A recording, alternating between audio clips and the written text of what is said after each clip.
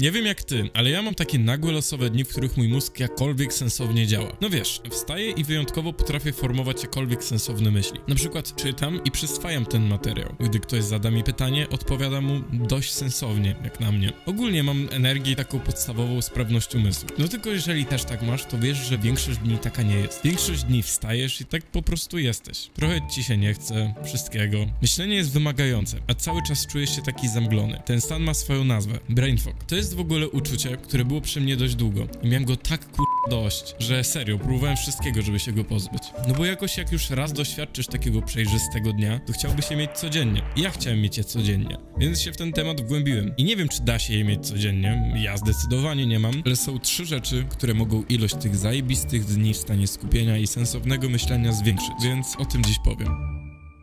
Ale najpierw, nic co teraz powiem nie będzie użyteczne, jeżeli nie oglądałeś tego filmiku. Bo jeśli twój sens się, to co jesz się i do tego jeszcze siedzisz ciągle na dupie, to nic dziwnego, że masz w głowie taką mgłę i syf. Ale jeśli czujesz, że masz ogarnięte te sprawy, a wciąż czujesz się w chmurach i zamglony, to może ci te wskazówki pomogą. Zacznijmy od czegoś, o czym gadam ciągle, bo sam mam z tym problem. Nadmierna stymulacja. Ale spoko, nie będę się powtarzał. Nagrałem o tym ostatni filmik, więc go obejrzyj. Pokrótce. Z mojego doświadczenia widzę bezpośrednią zależność między czasem na telefonie, głównie scrollując, a tą mgłą w głowie i brakiem skupienia i koncentracji. Pamiętam to bardzo dobrze jeszcze jakoś w liceum. Moja nauka polegała, jak w większości, na 1 minucie uczenia się, a później 30-minutowej przerwie na scrollowanie. I tak z każdym powtórzeniem tego cyklu szansa, że uda mi się skupić i faktycznie pouczyć, spadała serio do zera. To jakie jest rozwiązanie? Nie będę mówił, żebyś usunął social media, zrobił detoks czy coś w tym stylu, bo większość z nas jest tak uzależniona, że to zbyt duży krok. Rozwiązaniem może być stopniowa stymulacja. Czyli tak, możesz przepalać swoje receptory w mózgu, ale rób to potem, gdy już zrobisz wymagające myślenia rzeczy. Czyli te najnudniejsze i najtrudniejsze rzeczy rób jak najwcześniej. Nie będzie ci się przecież ich chciało pod koniec dnia, będąc wypalonym, zmęczonym, mającym się ochotę po prostu odmurzyć. Drugim punktem byłaby medytacja, ale większość osób słysząc to słowo robi skrzywioną minę i wychodzi. Więc tylko w kilka sekund. Nazwij to jak chcesz, trening uważności, NSDR, cokolwiek. Siedząc w ciszy i starając się nie myśleć, skupiając się na przykład na oddechu,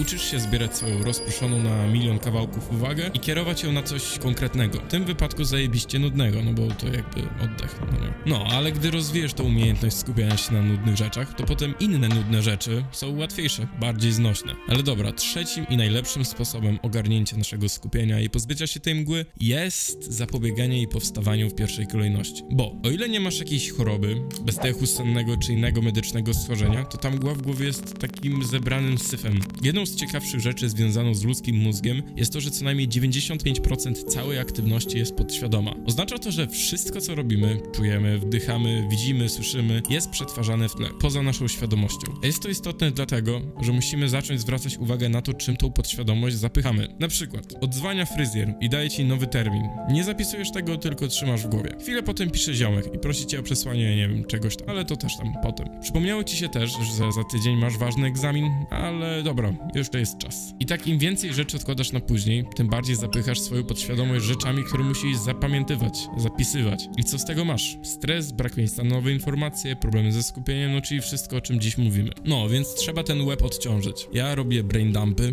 czyli wylewanie wszystkiego, co muszę zrobić, co myślę, wszystko, za co jestem odpowiedzialny, co muszę zapamiętać po prostu w notatkę. Potem jak mam czas, to sobie jakoś segreguję, coś tam wpiszę w kalendarz i tym podobne. I serio, tak duża chaotyczna notatka w telefonie czy kartka jest o wiele mniej stresująca niż trzymanie tego wszystkiego w głowie. Inny plus w ogóle tej kartki czy notatki to to, że jest o wiele łatwiej wiedzieć, co ma się zrobić. A co do planowania i robienia. Teraz coś, co nazywa się Eisenhower Matrix. Znalazłem to u Better Ideas, a więcej dowiedziałem się u ziomka od Atomic Habits, James Clear. Pokrótce, jeżeli coś jest ważne i pilne, rób to od razu. Jeżeli coś jest ważne, ale nie pilne, ustaw w kalendarzu. Jeżeli coś jest pilne, ale nieważne, deleguj lub zrób potem. A jeżeli coś nie jest ani pilne, ani ważne, nie wiem, zignoruj. Mógłbym dodać jeszcze na siłę jakieś inne rzeczy, żeby filmik był dłuższy, no ale dobra, chyba starczy. Jeżeli uda ci się nawet to zrobić, to powinno być lepiej. Więc podsumowując, zapisz sobie gdzieś to. Ogarnij podstawy, sen, diety, ruch, filmik o tym tutaj. Zaczynaj dzień od zrobienia najtrudniejszych rzeczy i stymuluj się stopniowo. Nie rób sesji scrollowania 5 sekund po przebudzeniu. Ucz się siedzieć w ciszy, spróbuj medytacji, nie wiem, Wim Hofa albo spacerów w ciszy. Rób te brain dumpy i korzystaj z tego śmiesznego podziału. I to chyba na tyle. Dzięki za oglądanie, napisz swoje porady, zostaw like, trzymaj się i siema.